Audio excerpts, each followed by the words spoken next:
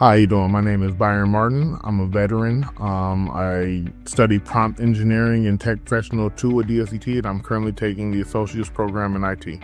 The reason I chose this program, it may sound silly, because AI has been in so many movies like Terminator, Avengers, things like that. It's always seemed like if it had the right molding, it could be used to help instead of hurt, like in the movies. My favorite part in the program is molding the AI and being able to help the community in the things it's able to do. This program is preparing me for my future because I am able to use AI, and AI is going to be the forefront of our future in the upcoming years. I have made connections with my friend Cameron Evans. He's also a student with me in my psychology class. Chris, he teaches the prompt engineering class.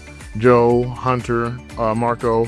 I've made a lot of good connections out of DSDT. The thing that I feared the most was the fear about AI, that they would replace jobs and everything. That was the norm, and I wanted to show that you can actually work with AI and not just have it take over. If I could describe DSDT College in one phrase, it would be the answer, because it provides affordable education for high-end tech jobs.